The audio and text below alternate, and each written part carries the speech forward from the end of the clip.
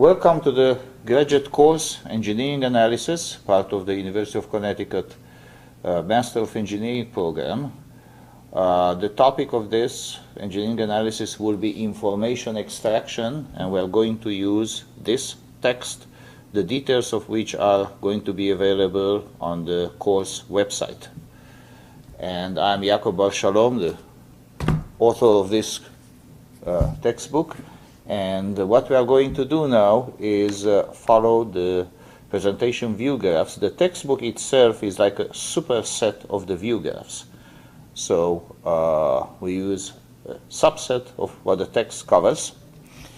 And the principal method of information extraction we are going to discuss will be estimation. Now, there are a number of areas related to estimation, but first, what is estimation? Is the process of inferring the value of a quantity of interest from indirect, inaccurate, and uncertain observations. As you can see, the main issue that we are going to cover is the fact that in most, if not all, engineering systems, what we have is a situation where we have to deal in a systematic way with uncertainty. Some of the areas where estimation has been used, starting with the oldest one that goes all the way back to Laplace, Legendre, and Gauss in astronomy. Statistical inference is another area. The area of tracking, which really can be illustrated as the determination of the position and velocity of an aircraft in an air traffic control system, is another one, and we are going to go in somewhat more detail in this area.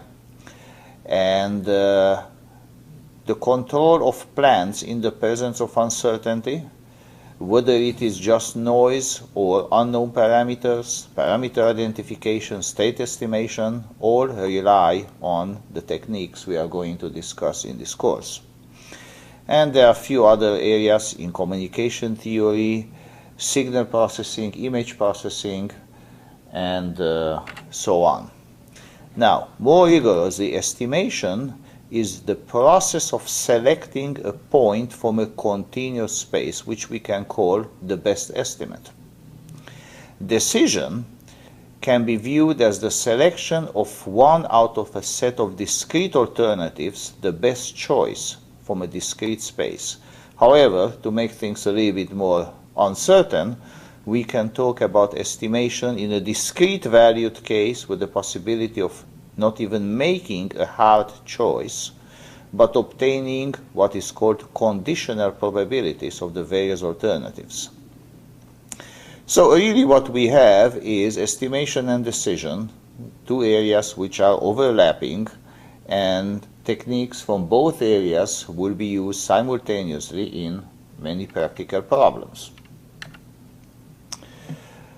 Tracking is the estimation of the state of a moving object based on remote measurements. We have remote sensors, radar, sonar, electro-optical, video, and such sensors can be at fixed locations or on moving platforms.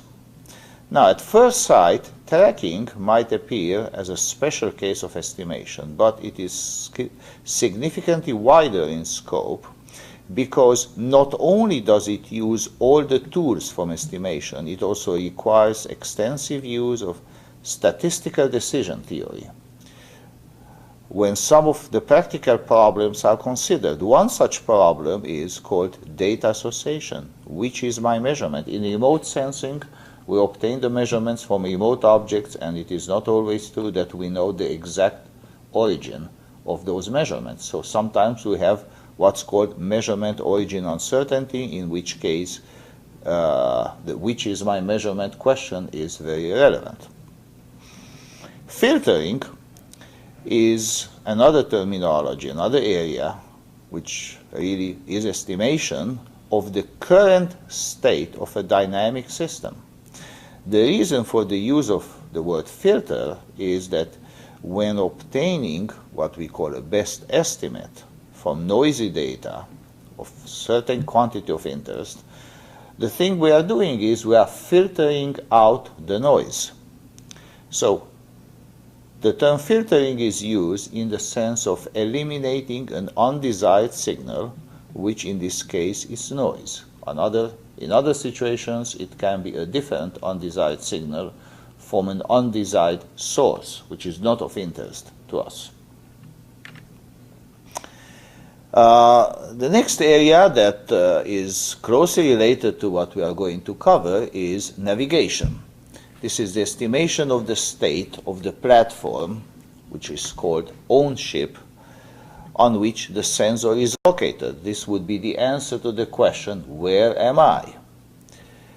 Now, an optimal estimator is a computational algorithm which processes the observations, really measurements, to yield an estimate of a variable of interest, such as to optimize a certain criterion, which can be minimum mean square error or a similar one, and will cover several such criteria. So what we really see that estimation is a scheme for information extraction and enhancement. Based on measurements or observations, we want to maximize our knowledge about a parameter, a state, a signal, an image, and so on. So this is what we are going to cover in this course, and now we can start classifying the estimation techniques based on what is the goal for our estimation, namely, what is the variable of interest. There are two categories. First one, the variable of interest is a parameter, namely a time-invariant quantity, which can be a scalar, a vector, or a matrix. Second is the quantity of interest if the state of a dynamic system, it's usually a vector, which now evolves in time according to an uncertain or stochastic equation. So the bottom line is, in this case, we'll have uncertain observations about things which evolve in an uncertain, or at least not completely certain manner. Consequently, we have two classes of estimators. One is parameter estimators, the other one is state estimators. We have a figure here which presents a concise block diagram that illustrates state estimation. In this figure, the first two blocks are black boxes, namely we have no access to variable inside them. First one is the dynamic system, which evolves according to certain model, and there is some system error source that later we are going to call process noise.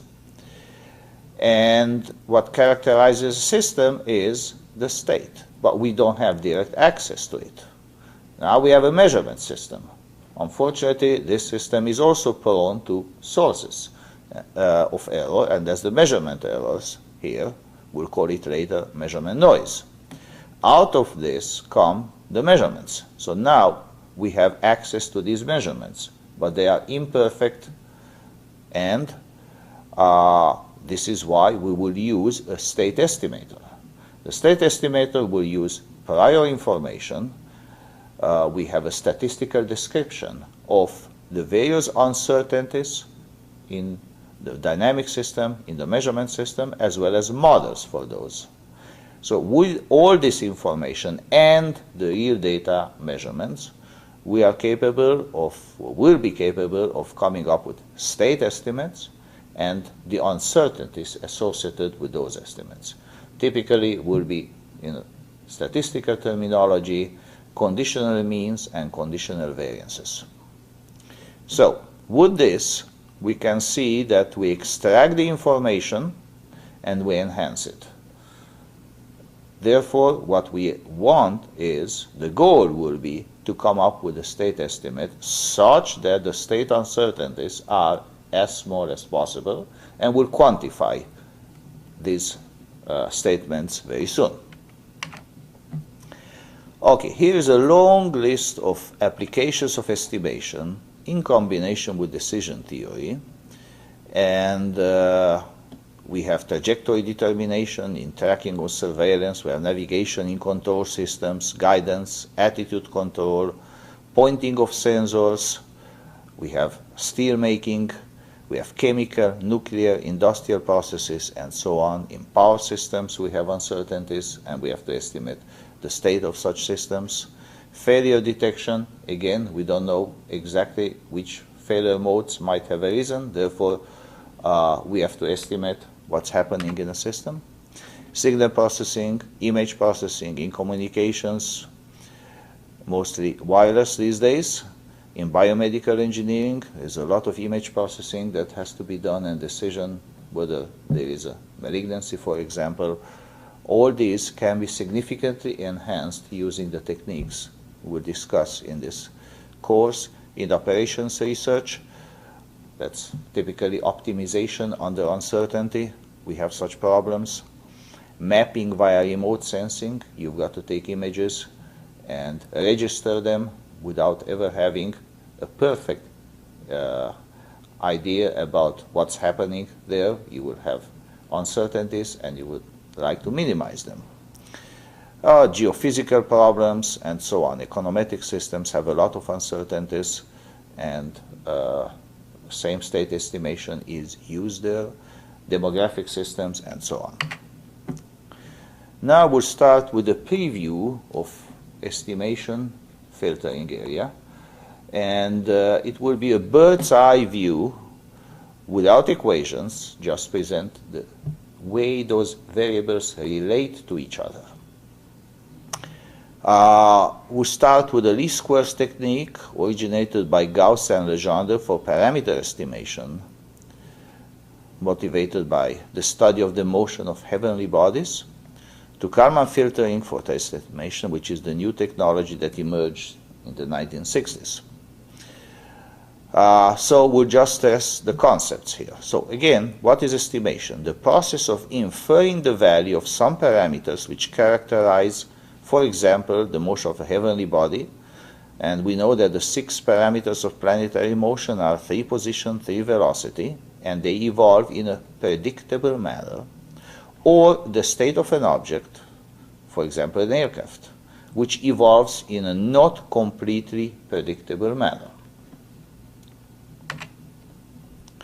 Now, Gauss made the following very important philosophical observations on the physical observations that could be made on the motion of planets.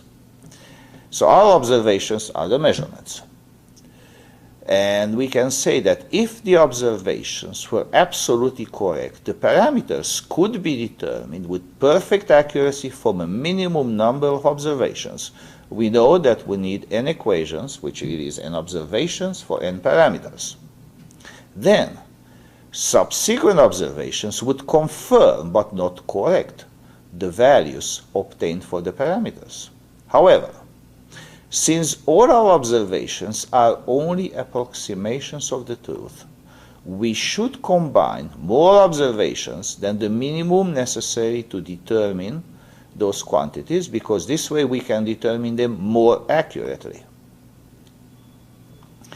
So, starting with approximate knowledge, we can correct it with subsequent observations so as to satisfy the observations in the most accurate manner possible. If you notice, the last observation made by Gauss is really the 400-year-old or so idea of recursion. So what we have really is the ability to use old data and new data in a systematic manner to obtain what we are interested in, and this amounts to recursion. So here is a version of those observations put in a partially mathematical context. A basic description or a mathematical model of the system is available with some unknown parameters to be estimated. Might be the initial conditions, might be the dynamics of the system, or others. Redundant data are required to reduce the effect of the measurement or the observation errors, and to satisfy all the observations in the most accurate manner possible. The residuals that we'll see are the differences between the observed values and the values predicted from the estimates should be as small as possible. We'd like to fit the data in a manner that gives us as little discrepancy as possible. The fact that we have to face inaccuracy of observations necessitates probabilistic modeling, and the combination of the initial knowledge and the subsequent observations leads, as indicated briefly a moment ago, to the recursive algorithm concept. Now, the least squares, or the Gauss-Legendre problem, can be stated as follows. If our observations consist of linear combinations of the parameters of interest in the presence of additive errors that we call noise, which are assumed to be zero mean and Gaussian random variables, then the minimization of the sum of the squares of the residuals, the errors, in fitting the data, namely the least squares of the difference between the model and the observations, is equivalent to the maximization of the likelihood function of the parameters, which is the probability density function of the measurements conditioned on the unknown parameters. Those of you who are familiar with the Gaussian distribution will realize that this is really due to the fact that the Gaussian probability density function really has a square of some difference in an exponent, and this is why the least squares and what's called the maximum likelihood technique turn out in this case to yield the same results. We'll see this later in a mathematical fashion. Having seen the parameter estimation problem known as the Gauss-Legendre problem, we'll look at another problem which came about around World War II, the Wiener-Hopf problem. And in this case, the variables to be estimated are not constant, they are not parameters, but they are time varying. And the objective here is to estimate a random process. The process to be estimated is assumed typically stationary, zero mean, and with known autocorrelation function. So we have a statistical description of up to second moments. We'll discuss in more detail all these statistical concepts later. Right now, just want to stress the fact that we do need a statistical description, and we have also other requirements like the cross correlation between the process of interest and the observations, that's Z, is assumed to be known. And this is the reason that we will go in more detail. Now, the fact that we assume this known means we have the relationship between what we observe and what we are really interested in. And we obviously will need this relationship that's called the cross correlation in order to be able to make an inference on X, the variable of interest, from Z, the variable we can observe. Now, the solution to this will be an estimate, X hat T of the process. We'll use the notation hat as an estimate, and it will be obtained in the frequency domain as a transfer function. Details will come later in the course, W sub 0 of S via Fourier transform, and the criterion that we want to minimize, our optimality criterion, will be the mean square error, and the resulting solution is called the Wiener filter, and it is illustrated next. Okay, here is the process. XT goes into the measurement system, which, however, it is perturbed by noise. So we don't have access to X. Obviously, noise is a disturbance, not something we have access to, but we have access now to the observation Z of T. This goes into a system described by a transfer function in this case, the Wiener filter, and out comes the process estimate x hat of t. So this is a linear time-invariant system with a transfer function that we obtain based on the statistical descriptions of the xt and the zt, and actually the noise, as we'll see later. Now, the more recent version of it, cast in the state space context, is called the Kalman-Bucy problem. In this case, the object of the estimation is a random process, not necessarily stationary. You notice that from parameter estimation, we go to stationary process estimation, now to non-stationary process. The characterization is given by a linear differential or difference equation, both can be continuous time or discrete time, with known coefficients. And this is the state equation of a dynamic system. However, we have random disturbances which affect the evolution of the process. That's the dynamic equation. It is not a deterministic evolution, not perfectly known. We have what's called process noise there. So this is the dynamic evolution uncertainty. This process is then observed in the presence of measurement error or measurement noise. Now this is the second type of uncertainty. Whatever you observe turns out also to be inaccurate. You don't know exactly how it evolves. You don't know exactly the variable you observe because you have noisy measurements. However, we can put all these together with the appropriate statistical characterizations, and the solution obtained in the time domain in this case, such as to minimize a mean square error criterion, is called the Kalman-Bucy or Kalman filter.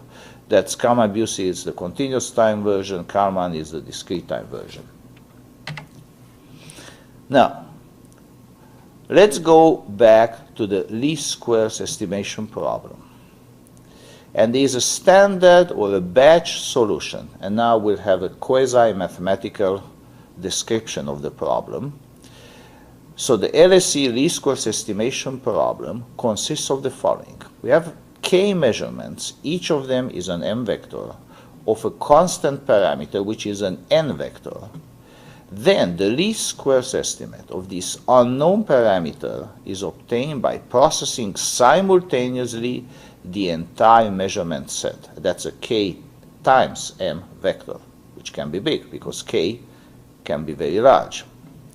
Now, to obtain a new estimate of the parameter, when you get a new measurement, this would be the k plus 1th, k plus 1st m vector. We reprocess the entire data, which is a k plus 1 times m vector, i.e. a new problem of larger size should be solved.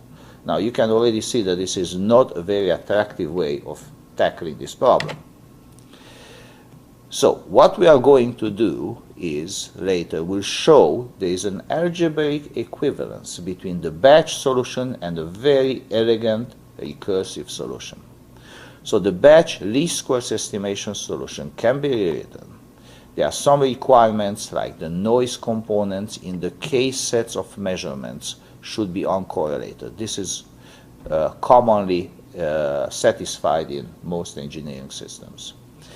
And we end up with a recursion that provides us the estimate based on k plus first measurements, being the estimate based on the first k measurements plus some weighting matrix in general times a residual at k plus 1. So k now is a time index. This sub k indicates the value at time k, and this residual will be the measurement at time k plus 1 minus the predicted value of this measurement based on the previously available estimate at time k. Now, what's nice, the size of this problem is the same for every k. So we have a recursion, and if it's known, and it is known to be equivalent to the batch solution, we have a much more convenient manner of implementing this estimator. Not only in this case, this has value, but while this was for a parameter estimation, we'll see later that the same idea goes on naturally, is extended to state estimation. Now, in addition to having an estimate, what we are interested in is how good it is. So we need a quantification of the accuracy of the estimate. Fortunately, this accuracy will also obey a recursion, namely the precision of the estimate, really in a matrix notation. This will be the inverse of the parameter mean square error, that we'll see later will be a matrix, evolves in a recursion given by the following. Precision at time k plus 1 is precision at time k plus information about the parameter in the measurement at time k plus 1. And you can see the very nice additivity of the information that obviously will require a certain statistical condition on the noises in the observation, namely they have to be uncorrelated or independent. We'll work out these details later. So the precision increases, or the mean square error or the variance decreases strictly if the measurements contain information about the parameters. Namely, and that's how we call it, if the parameters are observable, and we'll make the connection between the observability of a parameter and the error, and how it evolves in time, and whether we can observe certain parameters. It is not guaranteed that all parameters are observable from a certain set of measurements, and this is very important because if not, there are ways of getting around it. Now, if the parameters are constant, then as we get more and more measurements, namely as k goes to infinity, we accumulate an unlimited amount of information, and the error of the estimates will decrease to 0. Infinite information means perfect information, means 0 errors. So the least squares estimate converges to the true value. As the mean square the mean square error in the estimate decreases, so does the weighting in the recursion. When the confidence of the estimate grows, obviously new data will be weighted less and less in modifying that estimate. And as you get perfect estimate, there is no need for any further data. Now, in the case of a linear stochastic dynamic system, we'll discuss linear, later we have nonlinear situations as well. So we are interested in the state of such a system, and we want to come up with an estimation scheme for it. What is a realistic model for a state of a system? Typically, there will be an imperfect initial estimate, will be an imperfectly predictable evolution. There will be a stochastic disturbance that affects its dynamics, and this is the process noise. Similarly, the measurement model will be an imperfect one. There are two things which are less than perfect. Only some state components or combinations of them are observed. Typically, if the state is position and velocity, we might be able to observe only position. And not only we don't observe the entire state, whatever we do observe really is inaccurate. We have observations corrupted by measurement noise. So the evolution model for the state, the discrete dynamic equation, can be represented in this pseudo-mathematical manner as the state at time k plus 1 is a linear function of the state at time k plus the process noise at time k. And we have the observation process, similarly the measurement equation, saying that the measurement at time k is a linear function of the state plus the measurement noise at time k. Those of you who are familiar with state space equations, there is really a matrix multiplying the state here at time k, giving the state at the next time, but there is an unpredictable, noisy component in it. And the measurement is some matrix multiplying the state. Again, the dimension of the measurement vector typically will be less than the dimension of the state vector. And in addition to this, we have the measurement noise. Now, we need statistical models for these noise sequences. we assume they have known means, typically 0, which means we have a 0 mean error both in the evolution of the system and in the measurement, and variances. In the multidimensional case, these will be the covariance matrices that we'll discuss in detail, quantify the strength of these disturbances. They will be uncorrelated in time, namely that's what we call it white noise, so the errors are independent from one time to the next, and the two noise sequences are also uncorrelated from each other. All these are assumptions that it turns out can be met in real systems, or if not, we can modify the problem formulation such as to meet the assumptions. And this is one of the major considerations in this course, to understand all the assumptions in our engineering systems, and because in some cases real systems do not meet them, to modify the mathematical models such as to meet these assumptions. Then we have a large variety of tools that help us in this estimation or information extraction.